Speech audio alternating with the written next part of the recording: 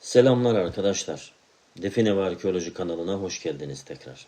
Bugün o elinizdeki metal dedektörleri, cihazları bir kenara bırakın. Sizlere arkadaşlar Allah'ın yaratmış olduğu o en büyük, en şaşmaz dedektörü yani doğayı okumayı öğreteceğim arkadaşlar. Bana yorumlarda olsun, farklı platformlarda olsun sürekli hocam burası boş mu dolu mu diye hani soruyorsunuz ya. Aslında toprağın üzerindeki o cılız ot, sabah yağan kırağı ve kayanın üzerindeki o basit yosun size cevabı böyle bas bas bağırıyor aslında. Gözünüzü dört açın arkadaşlar. Bir nevi biyolojik istihbarat dersimiz başlıyor.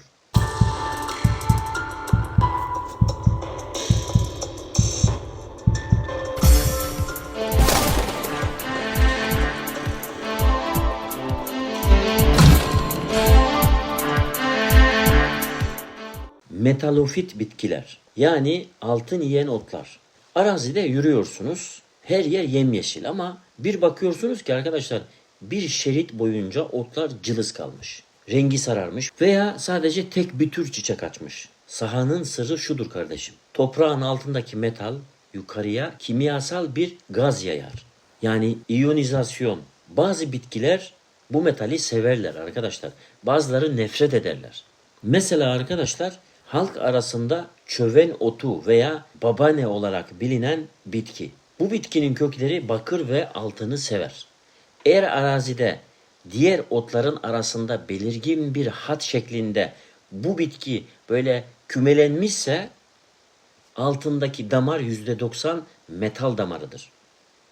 Ayrıca altın veya gümüş olan yerdeki otlar diğerlerine göre daha erken sararırlar arkadaşlar. Uçları yanık gibi olur yani. Çünkü metal toprağın dengesini bozar.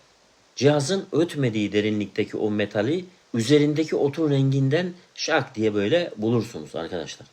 Tabii bu anlattıklarımı aklınızda tutarsanız. Yoksa arkadaşlar şak diye başka bir şey bulursunuz. Aklınızda tutun söylediklerimi. İkinci konumuz arkadaşlar termal atalet ve hayalet kırağı. Niye böyle dediğimi anlayacaksınız. Arkadaşlar elinizde sizde termal kamera yok mu? Merak etmeyin. Size çok gizli bir teknik veriyorum. Buna kırağı arkeolojisi denir. Kışın veya sonbaharda sabah güneş doğmadan hemen önce saat işte 5-6 gibi araziye çıkın arkadaşlar. Her yer bembeyaz kırağı tutmuştur. Eğer tarlanın ortasında kare veya dikdörtgen şeklinde veya işte bir simetri şeklinde bir alanın kırağısı erimemişse veya tam tersi yani sadece o alan erimişse hemen orayı not edin, kayda alın arkadaşlar. Bilimsel gerçek şudur. Toprak altındaki taş duvarlar ve oda mezarlar ısıyı topraktan farklı tutar. Güneşin ilk ışığında bu ısı farkı yüzeye böyle hayalet çizgiler olarak yansır. Yani belli belirsiz demek istiyorum. Yoksa bunu da bir cinlere bağlamayalım arkadaşlar hemen. Yani hayalet dediğim zaman cinlerdir, perilerdir hemen başlamayalım yine. Onlar farklı bir konu. Onları da anlatırız. İşte o gördüğünüz kare veya dikdörtgen her neyse o şekil yerin 2 metre altındaki odanın haritası olabilir arkadaşlar. Kazmayı vuracağın yer kırağının çizdiği o karedir veya simetriktir veya dikdörtgendir veya üçgendir neyse. Asla şaşmaz bu arkadaşlar. Üçüncü konumuz arkadaşlar likenometri. Taşın kimlik kartı yani. Bir kaya mezarı veya yığma taş buldunuz diyelim. Hocam bu taşlar 2000 yıllık mı? Yoksa geçen sene çoban mı dizdi bu şekilde bu hale getirdi diye düşünüyorsunuz değil mi? Cevap taşın üzerindeki o sarı yeşil yapışkan yosunlarda arkadaşlar aslında.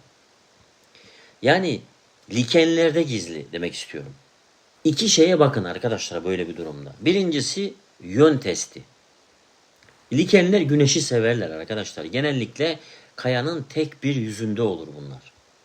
Eğer bir duvarda bir taşın likeni kuzeye, yanındaki güneye, öbürü yere bakıyorsa o duvar devşirmedir. O taşlar oraya sonradan taşınmıştır demektir.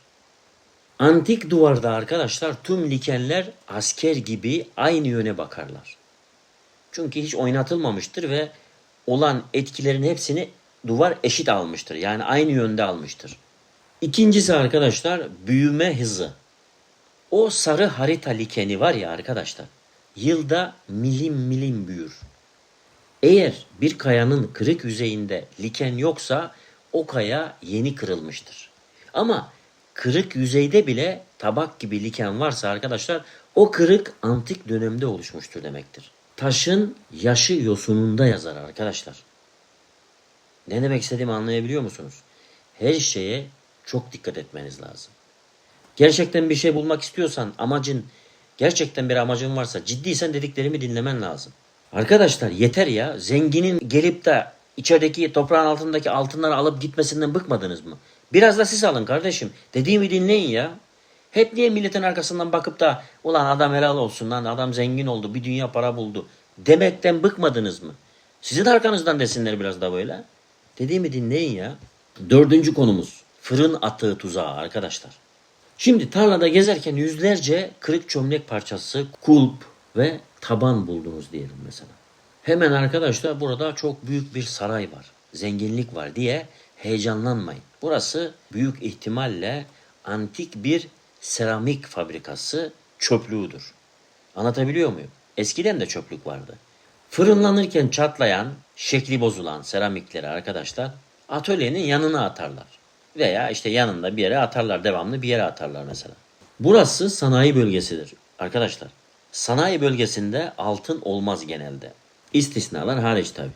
Mezar olmaz mesela. Sadece işçiler ve bozuk çömlekler olur.